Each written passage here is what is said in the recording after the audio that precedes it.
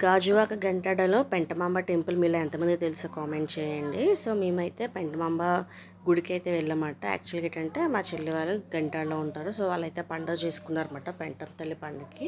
So మమ్మల్ని అయితే invite చేశారు. సో మేము వెళ్ళామన్నమాట. సో ఇంకా అక్కడికి వెళ్ళగానే మార్నింగే అంటే మేము వెళ్ళి ఆ టైంకి 12 అలా ఆ టైం అయిపోయింది. సో ఎందుకంటే మార్నింగ్ 5 నుంచి అయితే మనకి గుడి అసలు చాలా ఫుల్ రష్ ఉంటుందంటే అస్సలు ఖాళీ ఉండదు. నైట్ వరకు అలా ఎవరొకరు వస్తూనే ఉంటారు. ఇంకా లంచ్ టైం ఇంకా ఆ టైం అని ఏమి ఉండదు.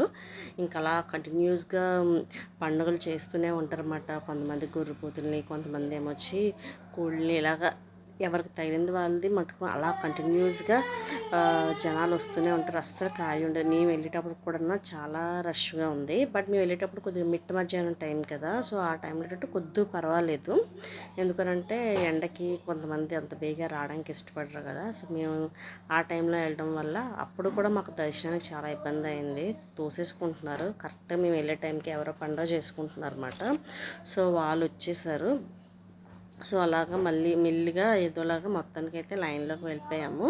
సో ఇంకా లోపలికి గుడిలోకి ఎంటర్ అయిన తర్వాత చాలా ట్రై చేశాను అదే తల్లిని వీడియో తీయడానికి. బట్ అక్కడ కెమెరాస్ అసలు ఫొటోస్ కానీ వీడియోస్ కానీ అసలు తీయడానికి అలౌ చేయలేదు. సో ఎలాగైతేనేమి నేను చిన్న క్లిప్ అయితే ఇదోలాగా మా అబ్బాయి అయితే తీసాడనమాట.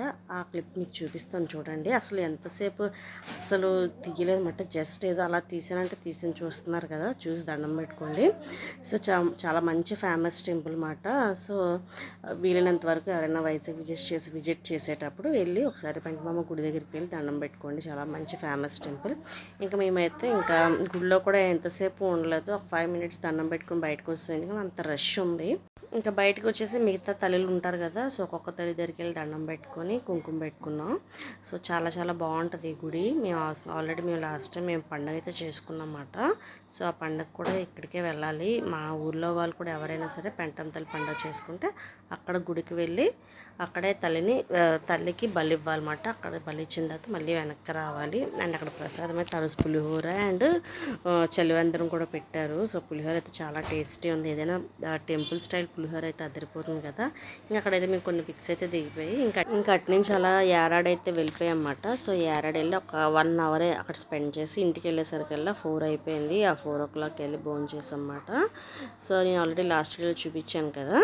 అండ్ నెక్స్ట్ వచ్చేసి ఈవినింగ్ పండుగ కూడా షూట్ చేశాను. అదే కమింగ్ వీడియోస్లో పోస్ట్ చేస్తాను. అండ్ బాగా దాహం వేస్తే బయటకు వచ్చి చెరుకు రసం అయితే తాగాను. అండ్ మా పిల్లలు అయితే వాళ్ళు ఏవో క్రషల్ టైప్లో ఏవో ఉంటాయి కదా, నేరేడు ఇలాంటి మారేడువి ఇలాంటి జ్యూసెస్ వాళ్ళు తీసుకున్నారు.